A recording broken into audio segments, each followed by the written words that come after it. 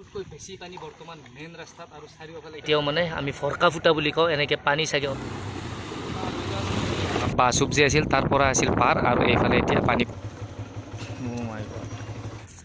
Welcome back to my channel. স্বাগতম জনাইছোঁ V blog চেনেলটোৰ অন্য এটা নতুন ভিডিঅ' লৈ। পৰিস্থিতি একেবাৰে বেয়া, যিহেতু চাৰিওফালে বেয়াকৈ পানী বাঢ়ি আছে আৰু ক'ত কেনেকুৱা পৰিস্থিতি হৈছে দেখাই আছোঁ বাৰু। অলপো স্কিপ নকৰাকৈ একদম শেষলৈ চাই থাকিব। পৰিস্থিতি গোটেই শেষলৈকে চালেহে গম পাব। প্ৰথমতে আমাৰ ওচৰৰ পাগলদিয়া নদীৰ পাৰত যাম, তাৰপিছত যাম গোটেই গাঁওখন য'ত ডুব গৈ আছে তাত যাম। প্ৰথমতে পাগলদিয়া নদীৰ পাৰৰ পৰা আহোঁ বলক। আৰু নদী চাব যাব এই ৰাস্তাত ৰৈ গ'লোঁ, কাৰণ বহুত বেছি মহ আহি আছে মথাউৰিৰে, সেইকাৰণে অলপ ৰৈ দিছোঁ। কাৰণ শিংবিলাক কেনেকুৱা চাওক, দেখিলে অলপ ভয় লাগে।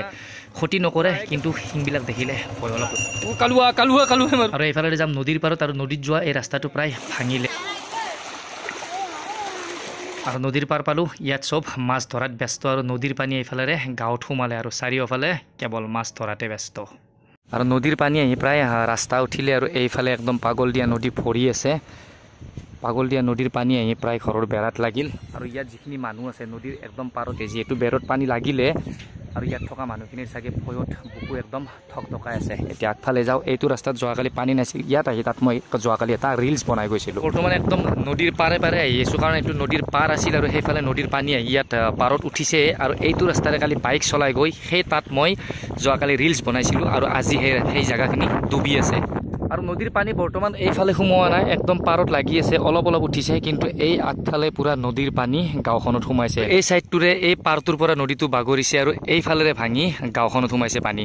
যোৱাকালি ইয়াতে আমি অলপ টাইম বহিছিলোঁ আৰু ধুনীয়াকৈ ইয়াত বহি আড্ডা মাৰিছিলোঁ। পানী কিমান উঠিছে চাব আহিছিলোঁ, কিন্তু তেতিয়া পানী নাছিল আৰু তাত আমি থিয় হৈ কেইটামান ৰিলছো বনাই গৈছিলোঁ। কিন্তু আজি বহুত বেছি পানী ভিতৰত সোমাইছে। কিমানলৈকে সোমাইছে চাওঁ বাৰু অলপ নামি গৈ। মই পাতটো চিন্তা আৰু ইয়াৰ পৰা একদম নদীৰ চিন চাপ নোহোৱা হৈ গৈছে। বা চব্জি আছিল তাৰ পৰা আছিল পাৰ, আৰু এইফালে এতিয়া পানী পূৰা সোমাল। আৰু এইফালেৰে নদীৰ পাৰ বাগৰি গোটেই গাঁওখনত এতিয়া পানীয়ে পানী। এইফালেও নদী আহি এইখিনি পাইছে। এইখন গাঁৱত পানী সোমাব বুলি কোনোবাই এনেকৈ এটা সৰুকৈ বান্ধি থৈ দিছে। এইটো এটা বিশ্বাস যে এই বান্ধটোও মানে পানী ৰাখিব পাৰে।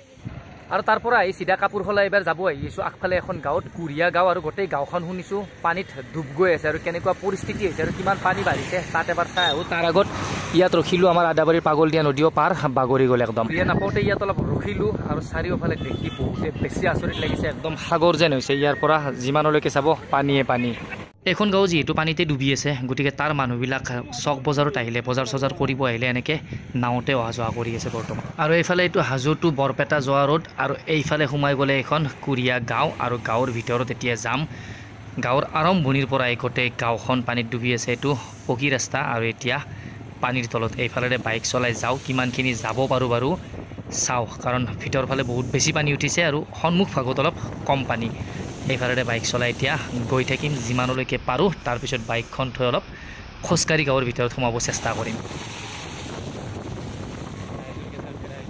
আৰু এইটো সৰুকৈ আশ্ৰয় শিবিৰ বনাইছে চাগে, দোকানৰ দৰে এনেকৈ টিং চিং দি ধুনীয়াকৈ ৰুম এটা বনাই থৈ দিছে, মাটি চাটি দিছে, যিহেতু চাৰিওফালে পানী উঠিছে। এইটো চাগে আশ্ৰয় শিবিৰ টাইপ। আৰু এতিয়া একদম মেইন ৰোডৰ পৰা গাঁওখনত সোমোৱাৰ চাৰিওফালে পানীয়ে পানী। কালি গধূলি তাত আহি আমি অলপ আড্ডা মাৰি গৈছিলোঁ আৰু এতিয়া পানীয়ে পানী। যোৱাকালি ভাবিছিলোঁ যে পানী উঠিব, কাৰণ ৰাস্তাৰ লগত সমান হৈ আছিল, আৰু ৰাতিয়ে পানী গোটেই বাগৰি থাকিল। গোটেই গাঁওখনৰ ভিতৰ চাইডটো এতিয়া বিল্ডিঙতো পানী লাগিছে, গতিকে কিমান দূৰলৈকে যাব পাৰোঁ চাওঁ বাৰু। আৰু সেই যিটো শিবিৰ টাইপ পাতিছে তাৰ ওচৰতে গাড়ীখন থৈ এতিয়া খোজকাঢ়ি যাব আহি আছোঁ, কাৰণ মেইন ৰোডৰ পৰাই যিহেতু একদম ভিতৰলৈকে পানীয়ে পানী, গাড়ী লৈ যোৱাটো সম্ভৱ নহ'ব। আৰু এইফালে দেখিছোঁ এতিয়াও মানে আমি ফৰকা ফুটা বুলি কওঁ, এনেকৈ পানী চাগে ওলাই আছে।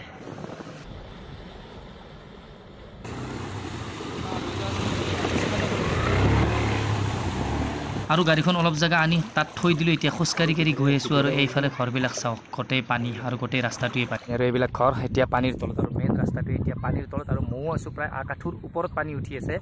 আৰু এইটো আছিল কুৰিয়া গাঁৱৰ মেইন ৰাস্তা, আৰু গোটেই গাঁওখনৰ যিমান মানুহখিনি আছে গোটেই পানীত ডুবি আছে। চাৰিওফালে চাওক কেৱল পানী, এইফালেও পানী। আমি অলপ সময়ৰ কাৰণে পানী খচিব আহিছোঁ, অলপ সময়ৰ কাৰণে বানপানী চাব আহিছোঁ, কাৰণে আমি হয়তো অলপ ভাল লাগিছে আমাৰ যে বানপানী আমি চাব আহিছোঁ। কিন্তু যিখিনি মানুহে 10 দিন 15 দিন এনেকৈ ঘৰৰ ভিতৰত পানীত ডুব যাই থাকিব, সেইখিনি পৰিস্থিতিয়ে ভাবিব। আৰু এই ৰাস্তাটো গোটেই চাপৰ নাছিল, বহুতখিনি ওখ আছিল। এইফালে মানে দোৱা, তাৰপিছতো এই ৰাস্তাটোত এনেকৈ পানী উঠিল, আৰু ৰাস্তাত এতিয়া মেঘটা, মেইন ৰাস্তাটোৱে মেঘটাৰে ভৰি আছে।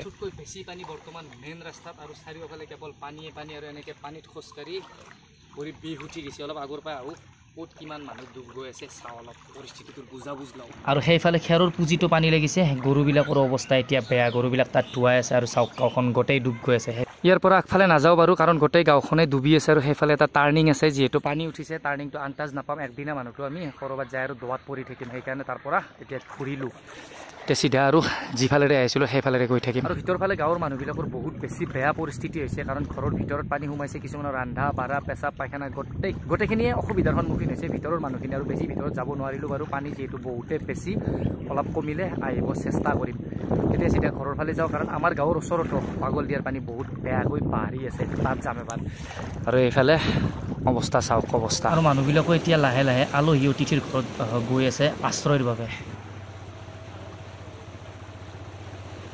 তাৰ পৰা চিধা এতিয়া মেইন ৰাস্তাত আহিলোঁ আৰু এইটোৱে মেইন ৰোড গুৱাহাটীৰ পৰা বৰপেটাত যোৱা আৰু এই ৰাস্তাটোৰে ওচৰত একদম পানী ৰাস্তাৰ লগত সমান হৈ আছে আৰু অলপ যদি পানী বাঢ়ে গোটেই ৰাস্তাৰ ওপৰত পানী উঠিব গাঁৱৰ ভিতৰৰ ৰাস্তাবিলাকৰ দৰে আৰু বানপানীৰ পৰিস্থিতি যিহেতু একেবাৰে বেয়া কিছুমানৰ পৰিস্থিতি বেয়া আৰু কিছুমানে এনেকৈ মাছ ধৰি নতুন নতুন মানে আঞ্জাৰ জুতি লৈ আছে আৰু চাৰিওফালে পানী বাঢ়াৰ কাৰণে গৰু ঘোঁৰাবিলাকো এনেকৈ মেইন ৰোডৰ ওচৰতে দৰৱ দিব লগা অৱস্থা